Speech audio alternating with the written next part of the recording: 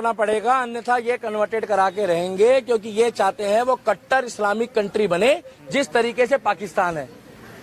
ये बांग्लादेश इन्होंने खाली नाम के लिए रखा है, वो बांग्लादेश नहीं है, वो उनकी भाषा है बांग्ला, मगर वो इस्लामिक देश है।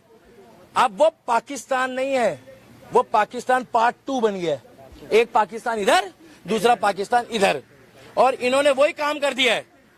इन्होंने वही कहा, पहले पाकिस्तान था मगर वो बांग्लादेश बना, अब बांग्लादेश के बाद वो पाकिस्तान पार्ट 2 बन रहा है, क्योंकि उसको वो इस्लामिक देश बनाना चाहते हैं।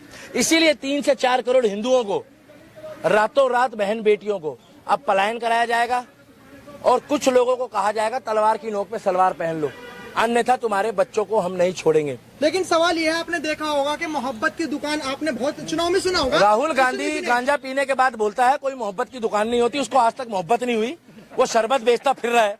56 साल की उम्र में वो युवा नेता है। मैं तो कह रहा हूँ राहुल गांधी जैसे बच्चे राहुल गांधी के प्रशंसकों के घर में पैदा हो।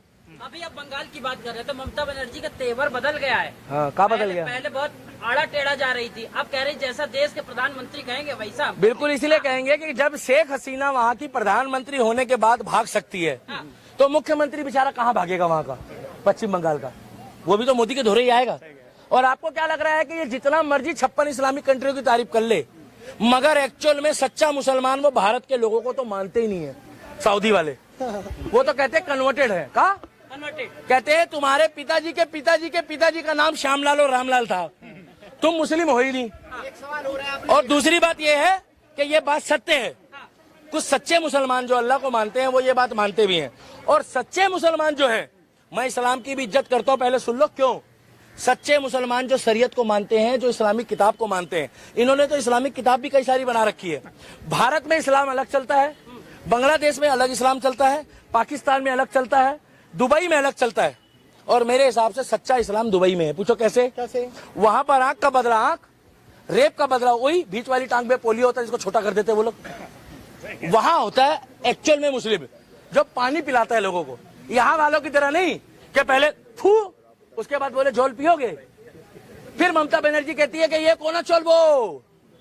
अब ममता बनर्जी के तेवर इसलिए बदल गए कि उसको ऐसा लग रहा है कि मेरे पास तो हेलीकॉप्टर भी नहीं है। का मेरे पास तो हेलीकॉप्टर भी नहीं। एक सवाल हो रहा है, आपने देखा राहुल गांधी भारत में जातिगत जनगणना की बात करते हैं, लेकिन जो बांग्लादेश में हो रहा है वहाँ पे किसी की जाति नहीं पूछी जा रही, हिंदुओं को केवल हिंदू है ये पूछ के मारा जा रहा है। भारत के हिंदुओं के लिए क्या संदेश? भाई साहब, भारत के हिंदुओं को ये संदेश देना पड़ेगा, पहले मोदी और योगी जैसे लोगों को वोट दो।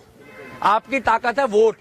अगर आपने राहुल गांधी जैसे बंदे को वोट दे दिया होता तो शेख हसीना यहाँ की राष्ट्रपति होती। मैं बार बार बोल रहा हूँ। और दूसरा, भाई साहब रुक जाओ, भाई साहब ये प्राइवेट बाइट है। अरे रुक जाओ भाई साहब, एक मिनट रुक जाओ ना। ठीक है, आपकी बात पे ही बोल रहा हूँ मैं। अरे रुक तो जाओ भाई साहब, 1 मिनट। शेख हसीना जैसी को वो राष्ट्रपति बना देते। इन्होंने अतिथि देवो भव वाली इज्जत दिखाई है, वो ठीक है, मगर हमें ऐसा अतिथि नहीं चाहिए। हमें वो अतिथि चाहिए जो पूरे विश्व में, क्या पूरे विश्व में प्रताड़ित है। जो प्रताड़ित है उनको लाओ। और अगर पैसा चाहिए, क्या पैसा, अगर भारत सरकार को लगता है कि उसको पैसों की दिक्कत है, अगर लगता है, तो प्रत्येक नागरिक सबसे पहले मैं योगदान दूंगा कि उनका किराया मैं दूंगा। भाई साहब आप भी दोगे नहीं दोगे? लाखों लोग, करोड़ों लोग देने को तैयार है कि यहाँ उनको लेकर आओ। और शेख हसीना फसीना से हमें कोई मतलब नहीं है। अभी 3 जहाज, 2 जहाज, 1 जहाज जो भी आए हैं उनके मंत्रिमंडल के, का अभी 32 विपक्ष पार्टी बनी है, 40 हो जाएगी। ये जो आज मोदी जी को कह रहे हैं ना अंधभक्त बन के, ये लोग बोल रहे हैं जो अंधभक्त बोलते हो, आज ये मोदी जी को जो है रात दिन जो है पैर दबाएंगे, हाथ दबाएंगे। और यही लोग 8 पार्टी अलग से बना के ना 2029 में 40 विपक्ष हो जाएगा। India alliance with Bangladeshi parties, का India alliance with Bangladeshi parties. पहले अभी जो शेख हसीना का जो बेटा है उसकी आज तक पे एक वीडियो, जो ऑडियो है वो लीक हुई है, और उस ऑडियो में बताया गया है, जो कॉल पे बात कर रहे हैं, कि हिंदुओं को टारगेट करा जा रहा है। शेख हसीना का बेटा बोल रहा है। बिल्कुल सत्य बोल रहा है वो, मगर उसको भी नहीं छोड़ा जाएगा क्योंकि उसने सत्य बोला है। क्या वो जर्मन शेफर्ड की तरह नहीं भोग रहा ना पैसे लेके, जर्मन कॉकरोच की तरह। और वो बोलता भी ऐसे ऐसे टुंडा शिलाजीत वाला, वो जर्मन में बैठा बैठा बोल रहा है। यहाँ के लोगों का दुख दर्द यहाँ के लोग जानेंगे। वो जो बांग्लादेश में फोटो टांगी है, वो लोगों ने ये दिखा दिया कि तुम कन्वर्ट हो जाओ, इस्लामिक देश बनने वाला है, अन्यथा तुम्हारा फ्यूचर यही है।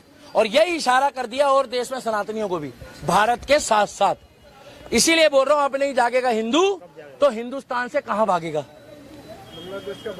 और बांग्लादेश का घंटा प्रभाव रहेगा, वहां पर खाने पीने को तो कुछ होता नहीं है। हम उनसे क्या डिपेंड है, वो हमारे पे डिपेंड है। जो कच्चा बनान बनाते हैं रात दिन, वो हम उन पे डिपेंड है। आप कैसी बातें कर रहे हो पत्रकार? देखा जाता है कि भारत में भी प्रोटेस्ट करते हैं। मच्छी आनी बंद हो जाएगी, भारत में भूखमरी छा जाएगी।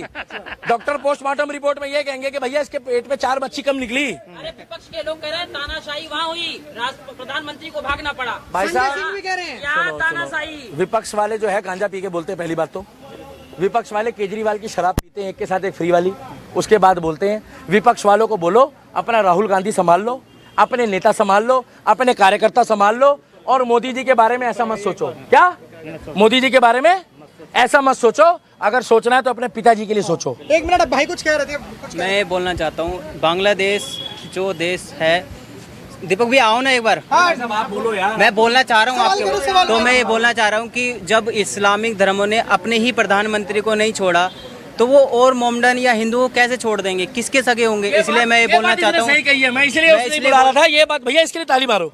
मैं इसलिए मुझे बोलना पता तो चाहता हूँ- लगे कि भैया ये कौन है, ये विपक्ष वाला है या साथ दे रहा है, क्या पता ये भी शेख हसीना का भेजा हुआ बंदा निकलता।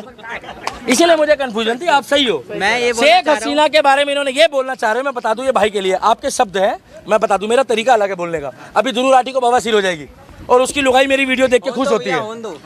मैं बताना चाह रहा हूँ, भविष्य कुमार उर्फ बवासीर कुमार, पहले मेरी बात सुन लो।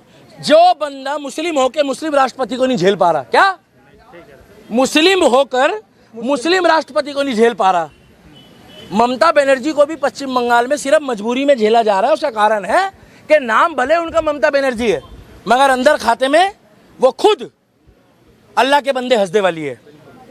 अंदर से, ऊपर से कुछ है, अंदर से कुछ है। उसे कहते हैं मुंह में राम बगल में छुरी। बहुत बढ़िया।